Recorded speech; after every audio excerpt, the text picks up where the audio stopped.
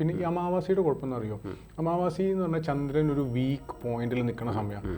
നമ്മുടെ മനസ്സ് ഏറ്റവും കൂടുതൽ സങ്കുചിതമായി നിൽക്കുന്ന സമയമാണ് ഈ അമാവാസി. ഈ സമയത്ത് we are prone to attacks, we are prone to എന്താ പറയുക ഫെയിലിയേഴ്സ്. നമ്മൾ തെറ്റുകുറ്റങ്ങൾ ചെയ്യാനും അല്ലെങ്കിൽ നമ്മൾ പാപങ്ങളിലേക്ക് കിടക്കാനും നമ്മുടെ ഒരു സ്പിരിച്വൽ ഓറ ഡിമിനിഷ് ആവുന്ന ഒരു സമയമാണ് ഈ അമാവാസി. നമ്മൾ ചന്ദ്രൻ്റെ ബലക്കുറവെന്ന ഒരുപാട് ടോക്ക് നമ്മൾ നടത്തിയിട്ടുണ്ടായിരുന്നു പല ജ്യോതിഷന്മാരുമായിട്ട്. അപ്പോൾ ഈ അമാവാസി സമയങ്ങളിലാണ് ചന്ദ്രൻ്റെ ബലക്കുറവ്, അമാവാസിക്ക് മുൻപും അമാവാസിക്ക് ശേഷവും. ഇത് എന്തുകൊണ്ടാണ്, അല്ലെങ്കിൽ എങ്ങനെ ചന്ദ്രൻ്റെ ബലം കൂട്ടാൻ പറ്റും? അതെ, ഇതിൽ രണ്ട് കാര്യങ്ങൾ ശ്രദ്ധിക്കേണ്ടത്. നമുക്കെപ്പോഴും നമ്മളെ ഏറ്റവും കൂടുതൽ ഇൻഫ്ലുവൻസ് ചെയ്യണ രണ്ട് ഗ്രഹങ്ങൾ ശരിക്കും ഗ്രഹങ്ങൾ മറ്റതാണ്, പക്ഷേ ഇവർ ലൂമിനറീസ് എന്ന് പറയും. അതായത് ഒന്ന് സൂര്യൻ, പിന്നെ ഒന്ന് ചന്ദ്രൻ. ഇതിൽ തന്നെ ചന്ദ്രൻ നമ്മുടെ അമ്മേനെ പ്രതിനിധാനം ചെയ്യുന്നത് ചന്ദ്രനാണ്. നമ്മുടെ മനസ്സ്, ഇത് രണ്ടും ചന്ദ്രനാണ്. അപ്പോൾ ഈ ചന്ദ്രന് രണ്ടവസ്ഥ പറയും. ഒന്ന് ബലമുള്ള അവസ്ഥയും പറയും, ഒന്ന് ബലമില്ലാത്ത അവസ്ഥയും പറയും.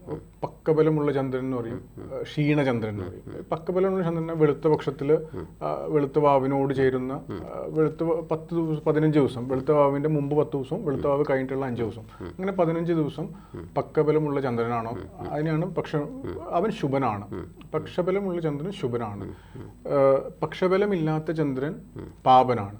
പിന്നെ ഇതിൽ കുറച്ച് ഡീവിയേഷൻസ് ഉണ്ട്. ഈ ചന്ദ്രൻ നിൽക്കുന്നത് കർക്കിടകത്തിലാണോ നോക്കും. കർക്കിടകം ചന്ദ്രന്റെ സ്വന്തം ക്ഷേത്രം. അവിടെ ബലം ഇല്ലെങ്കിലും കുഴപ്പമില്ല, കാരണം സ്വന്തം വീട്ടിൽ നിൽക്കുക. അപ്പോൾ ഇത്തിരി പക്ഷബലം ഇല്ലെങ്കിലും കുഴപ്പമില്ല.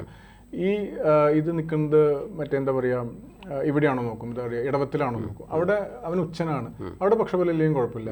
വ്യാഴത്തിൻ്റെ ഒപ്പം നിൽക്കണം. ശുഭവീക്ഷിതൻ അല്ലെങ്കിൽ ശുഭനാളൊക്കെ നിൽക്കുന്ന പക്ഷബലമില്ലാത്ത ചന്ദ്രനാണെങ്കിലും അവനെ നമുക്ക് ശുഭനായിട്ട് കൺസിഡർ ചെയ്യാം. ഇനി ഇവൻ ശുഭനായി എന്ന് വിചാരിക്കും. ശുഭനായ ആള് ശുഭന് വിധിച്ചിട്ടില്ലാത്ത ഭാവങ്ങളിൽ 6 ശുഭചന്ദ്രന് 6 വിധിച്ചിട്ടുള്ളതല്ല, 6 പാപന്മാർക്ക് പറഞ്ഞിട്ടുള്ളതാണ്. ചന്ദ്രൻ ശുഭനാണ്, വ്യത്യാസം മനസ്സിലാണ്. പക്ഷെ 6 പോയി നിന്നു. അവിടെ അകാല മൃത്യു അല്ലെങ്കിൽ അമ്മയ്ക്ക് നാശം ഇതൊക്കെ വരാൻ വളരെ ചാൻസ് ആണ്. പിന്നെ ഈ ചന്ദ്രൻ എന്ന് വെച്ചാൽ എപ്പോഴും ഇങ്ങനെ കറങ്ങിക്കൊണ്ടിരിക്കും. ചന്ദ്രൻ എന്ന് പറഞ്ഞാൽ ഇങ്ങനെ ഒരു ദിവസം അമാവാസി, പിന്നെ ഇങ്ങനെ വലുതായിട്ട് പിന്നെ പൗർണമി. അപ്പം നമ്മുടെ മനസ്സിൻ്റെ ചാഞ്ചാട്ടം അതുപോലെ ആയിരിക്കും.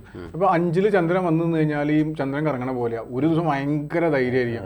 ഒരു 15 ദിവസം കഴിഞ്ഞ് ചോദിച്ചാൽ എന്തായാലും അത് നീ ചെയ്യണമെന്നല്ല, എനിക്കിന്നിപ്പോൾ വലിയ കോൺഫിഡൻസ് ഇല്ല, അത് ചിലപ്പോൾ ആയി കഴിഞ്ഞാൽ അവസാനം ആൾക്കാർ കളിയാക്കിയാലോ, അത് ഒറ്റ തിരി ആക്ച്വലി.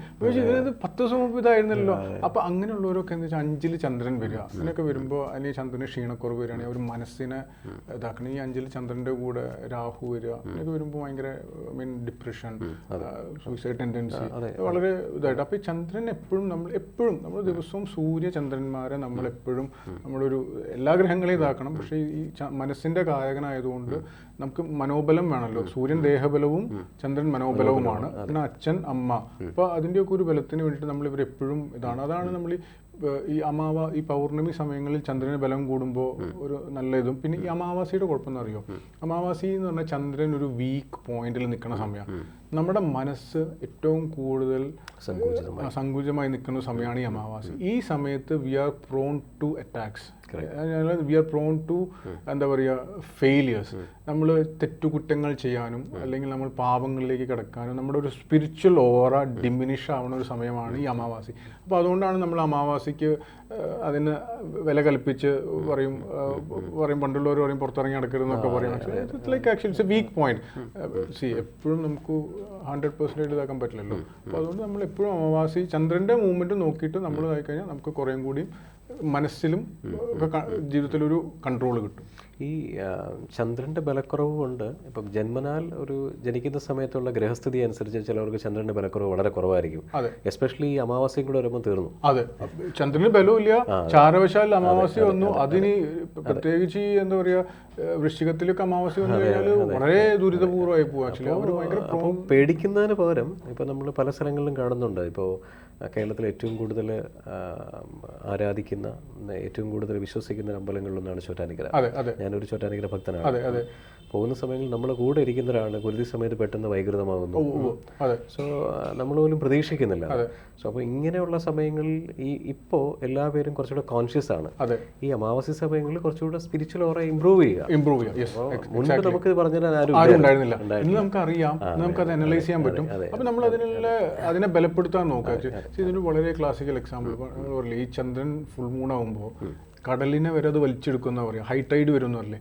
അപ്പോൾ അത്രയും വലിയ കടലിനെ പുള്ളിയാണ്, അത്രയും ഇൻഫ്ലുവൻസ് നമ്മുടെ മേത്ത് ഈ ചന്ദ്രൻ ചെയ്യണം. നമ്മളോട് ഏറ്റവും അടുത്ത് നിൽക്കുന്ന ഒരു ഇതാണ്. അപ്പോൾ അതുകൊണ്ട് ഈ ചന്ദ്രൻ വെച്ചാൽ അഗെയിൻസ്റ്റ് ചെയ്യാൻ പേടിക്കേണ്ടതില്ല.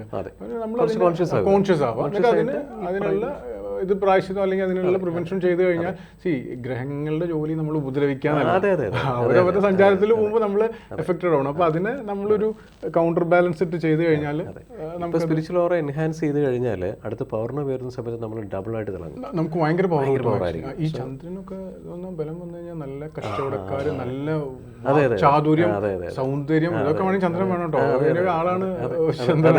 അപ്പൊ പുള്ളിനെ ഇതാക്കും തോറും നമുക്ക് നമ്മുടെ സംസാരത്തില് നമ്മളിൽ തന്നെ നമുക്കൊരു കോൺഫിഡൻസ് വരും. അങ്ങനെ ചന്ദ്രന്റെ ബലമായി കഴിഞ്ഞാൽ നമുക്ക് കുറെ അഡ്വാൻറ്റേജ് ഉണ്ട്. Will be more confident. അവർക്ക് എന്തും ചെയ്യാൻ പറ്റും എന്നൊരു കോൺഫിഡൻസ്. പല പ്രോജക്റ്റും കീനായിട്ട് എന്താ പറയുക, ഒരു എൻഹാൻസ്മെന്റ് സ്റ്റേജിൽ പോകുന്ന പൗർണമി ടൈമിലാണ്.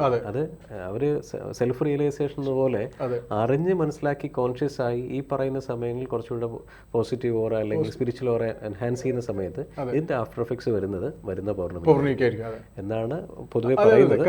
ഇതിന്റെ ഒരു റിസൾട്ട്സ് വരും ആ ഒരു സമയത്ത്. കാരണം ആ ചന്ദ്രന് ഫലം തരാനുള്ള ഒരു ബലസ്ഥിതിയിലേക്ക് വരുമ്പോൾ ഇതിന്റെ ഫലം നമ്മൾ കിട്ടും.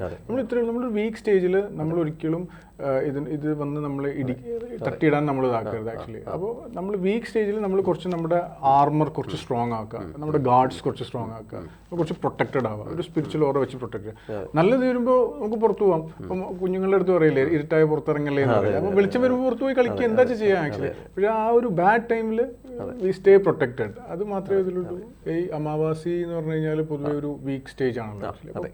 നമ്മുടെ പിതൃക്കളെയൊക്കെ നമുക്ക് നമ്മുടെ പൂർവികരുടെ ഒരു സപ്പോർട്ട് കിട്ടാനൊക്കെ ആയിട്ട് നമ്മൾ പിതൃക്കൾക്ക് വാവ് അല്ലെങ്കിൽ വാവിലന്ന് ബലിയിടുക എന്നൊക്കെ നമ്മൾ പറയും. അപ്പോൾ അവർ കുറച്ച് ഹാപ്പി ആവുകയും അവർ എന്തെങ്കിലും ഒക്കെ ഒരു നമ്മുടെ ഒരു വീക്ക്നെസ് ഉണ്ടെങ്കിൽ എന്തെങ്കിലുമൊക്കെ നമ്മൾ തെറ്റുകുറ്റങ്ങൾ ചെയ്തിട്ടുണ്ടെങ്കിൽ അവരത് ശ്രമിക്കും. അപ്പോൾ കാരണം വെച്ചാൽ നമ്മൾ അതും ചെയ്തില്ലെങ്കിൽ അവരൊക്കെ പെട്ടെന്നൊരു ഇതാവണ, ചിലപ്പോൾ അവരും ഒരു അൺഹാപ്പി ആവുന്ന സിറ്റുവേഷൻ ആയിരിക്കും. അപ്പോൾ മൊത്തത്തിലുള്ള സിറ്റുവേഷൻ വരുമ്പോൾ നമ്മളുടെ കർമ്മഫലം കൊണ്ട് അവർ അൺഹാപ്പി ആയി ചിലപ്പോൾ അവർ നമുക്ക് ചെറിയ ഇത് തരാനൊക്കെ ഉള്ള ചാൻസ് ഉള്ളു. അപ്പോൾ നമ്മൾ പരമാവധി ആ സമയങ്ങളിൽ നമ്മൾ അവരെയും ഹാപ്പിയാക്കുക, അവരുടെ അടുത്ത് നമ്മൾ ഒരു ബ്ലെസ്സിങ്സ് ചോദിക്കുക. ഈ അമാവാസി വ്രതം എന്ന് പറയുന്നത് വളരെ ഫെമിലിയർ ആണെങ്കിലും ആൾക്കാർ കൂടുതലായിട്ട് ഫോക്കസ് ചെയ്യുന്ന പൗർണമി വ്രതത്തിലാണ്. സാധാരണ ഈ കർക്കിടക വാവിന് ഒരു എന്താ പറയുക, കുറച്ച് പേര് നേർച്ച പോലെ ബലിയിടുന്നുണ്ട്, കുറച്ച് പേര് ഡെഡിക്കേറ്റ് ആയിട്ട് വളരെ സിൻസിയർ ആയിട്ട് അതിനുവേണ്ടി കാത്തിരുന്ന് ഇവിടെ ഇല്ലെങ്കിലും എന്താ പറയുക എല്ലാം പ്ലാൻഡ് ഇവന്റ് ആയിട്ട് വന്ന് ഡെഡിക്കേറ്റ് ചെയ്യുന്നുണ്ട്. അതിന്റെ റിസൾട്ട് ഡെഫിനറ്റ്ലി അവർക്ക് ഉണ്ടാവും. കാരണം പിതൃക്കളെ ഇതിൽ രണ്ട് ഇതാണ് ആക്ച്വലി. ഒന്ന് പ്രിവെൻഷനാണ്. അതായത് ഒന്ന് നമ്മൾ താഴെ വീണ് കിടക്കുമ്പോൾ ഒന്നും പറ്റാണ്ടിരിക്കാം, അതാണ് അമാവാസി. അമാവാസി ഇസ് എ ലോ പോയിന്റ്. അപ്പോൾ അവിടെ നമുക്കൊന്നും പറ്റരുത്. അപ്പോൾ ആൾക്കാർ കൂടുതൽ ഈ പൗർണമി പൂജ വെച്ചാൽ ബെനിഫിറ്റ്സിന് വേണ്ടിയിട്ടാണ്. അതായത് ഫസ്റ്റ് സർവൈവൽ, ദെൻ പ്രോസ്പെരിറ്റി.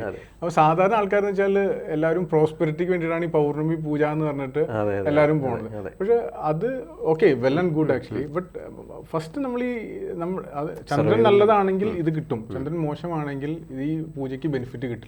അപ്പൊ നമ്മള് ചന്ദ്രന്റെ ബലം നോക്കണം. നമ്മുടെ ജാതകത്തിലും ചാരവശാലും ഒക്കെ നമ്മുടെ ചന്ദ്രന്റെ ബലം നോക്കിയിട്ട് വേണം പൗർണമി പൂജ ചെയ്യാൻ. എല്ലാവർക്കും വിധിച്ചിട്ടുള്ളതല്ല, ഒരു പോയിന്റിൽ കിട്ടും. ബട്ട് നോക്കിച്ചാൽ ചിലവർക്ക് ചിലപ്പോൾ ചന്ദ്രന്റെ ഈ നീചാവസ്ഥ അല്ലെങ്കിൽ ഈ ഒരു ശോഷിച്ചാവസ്ഥയായിരിക്കും ടേക്ക് കെയർ ചെയ്യേണ്ടത്.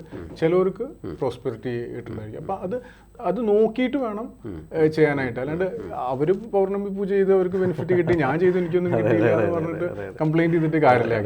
അപ്പൊ അതാണ് അതിലെ വ്യത്യാസം. എന്തായാലും ഈ പറയുന്ന അമാവാസിയും പൗർണമിയും രണ്ട് തലങ്ങളിലാണ്. അപ്പോൾ അമാവാസി നമ്മൾ കൂടുതലായിട്ട് കോൺഷ്യസ് ആവുകയാണെങ്കിൽ അതിന്റെ റിസൾട്ട് വളരെ വലുതാണ്. പ്രോസ്പെരിറ്റി ഉണ്ടാവും. പക്ഷേ പ്രോസ്പെരിറ്റിക്ക് കൂടുതൽ ഫോക്കസ് ചെയ്യേണ്ടത് പൗർണമിയിലേക്കാണ്. പക്ഷേ അമാവാസി എന്ന് പറയുന്നത് ഈ പറയുന്ന കാര്യങ്ങൾ കുറച്ചുകൂടെ ഡെഡിക്കേറ്റ് ആണ്, പോസിറ്റീവ് ഓറ ഇമ്പ്രൂവ് ചെയ്യട്ടെ. നന്ദി, നമസ്കാരം. ഹരി ഓം.